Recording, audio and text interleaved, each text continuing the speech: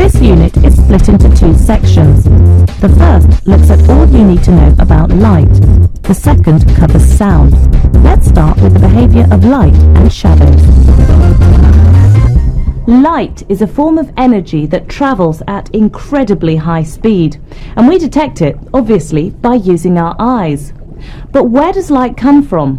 What is the source of all this light? And why do some things appear brighter than others? Why can you see a cat's eyes in the dark? They glow, don't they? Yeah, they're really bright. I think it's something to do with them being able to see in the dark. Well, cats can see in the dark, can't they? It's because their eyes shine. I don't know. We need science in action to investigate. I'm onto it. My dark lab seems the perfect place to start. Maybe Boffin here can help. So why can I see her eyes in the dark? The light from the torch reflects off Boffin's eyes and enters mine, so I can see them. Without a light source, I can't see anything at all. We can see luminous sources, for example, these optical fibres, light bulbs, the sun and other stars, because of the light they give out which enters our eyes. We can also see non-luminous objects, such as these pillars and the studio, because light from a luminous source is reflected off them into our...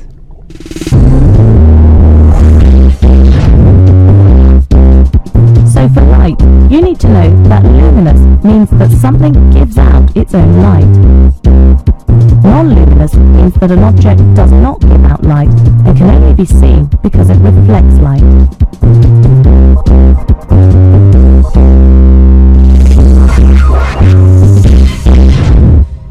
Explain, using a diagram, how you can read a book using the light from a bedside lamp.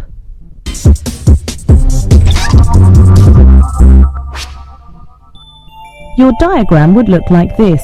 The arrow leaves the light source, hits the book, and then reflects back and travels to your eyes. Make sure you draw the arrows leaving the light source and travelling towards your eyes, and not the other way round.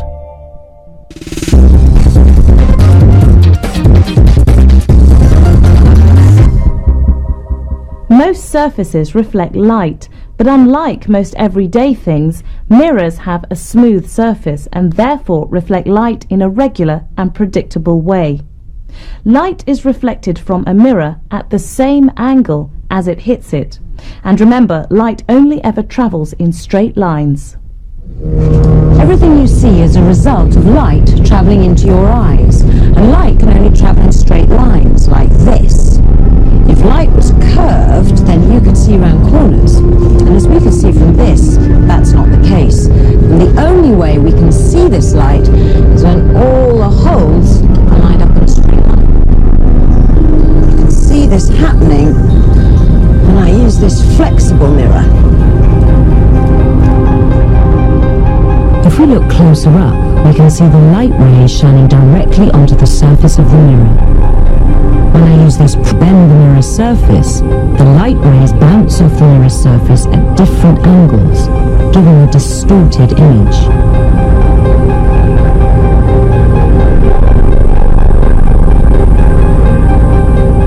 But when the surface is flat, the reflected rays of light are parallel.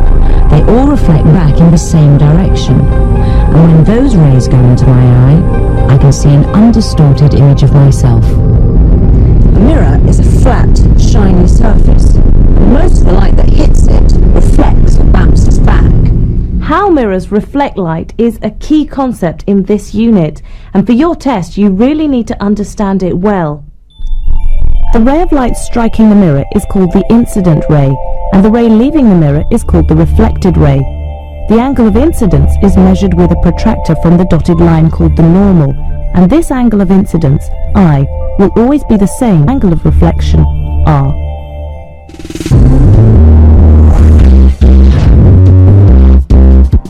So you should know that mirrors always reflect light in a predictable way. A plane mirror will always reflect light at the same angle as the light strikes the surface. This relationship can be summed up by the equation the angle of incidence I equals the angle of reflection R. So we've seen that light is reflected when it hits a shiny surface, but what happens when it meets a transparent material? Take a close look at the stick. It looks as if it has a bend in it, a sharp bend. But from here, it looks normal, perfectly straight and no bends. When light travels from air into water or anything else that lets light through, like glass and plastic, it gets bent, it changes direction. All these shapes are made out of glass. Glass lets light through it, like water does, but it's transparent. See how the light bends as light passes through them. The most bending takes place at the edges, where the light moves from air to glass, or glass to air. This bending effect is called refraction, and we can use it to do some useful things. Refraction is caused by the speed of the light changing as it passes into one substance from another. But be warned, if the light passes into and out of one of these transparent materials at right angles to the surface, then the light ray passes through with no change of direction. This time, let's look at what happens when white light passes through a glass prism. If I pass the light through a prism, it's refracted. Nothing else happens. White light entering the prism, but all these colours coming out. This is dispersion, and what we're actually seeing is what makes up white light, all the colours of the rainbow.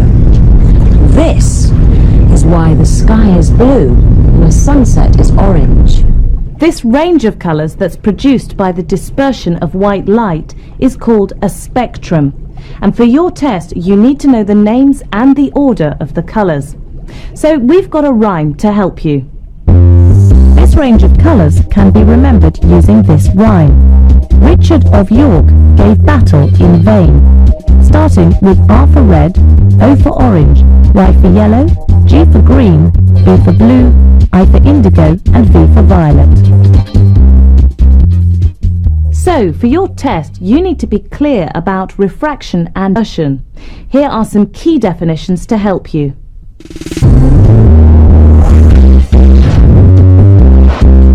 You need to know that refraction occurs when light crosses the boundary between one transparent medium and another.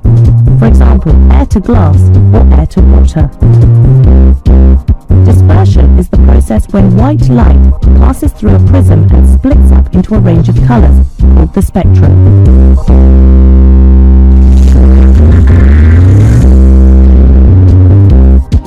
Try to make sure you use the right words when answering questions. So for example, in a light question, the light will be shining onto a surface. Talk about the light being reflected off the surface rather than bounced away from the surface. Light rays travel in straight lines, so if you're asked to draw a ray of light, please use a pencil and a ruler. If you don't, you will not get it.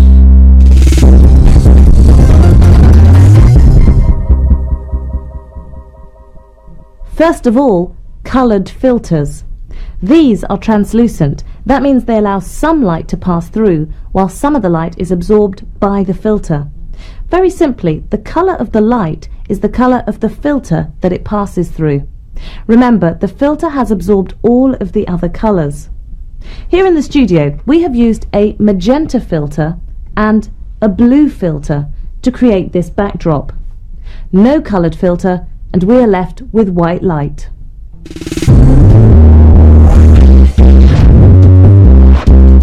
So the key point you need to know about coloured filters is simply that the colour of the light that passes through the filter will be the same colour as the filter. So that brings us to the end of this section on light.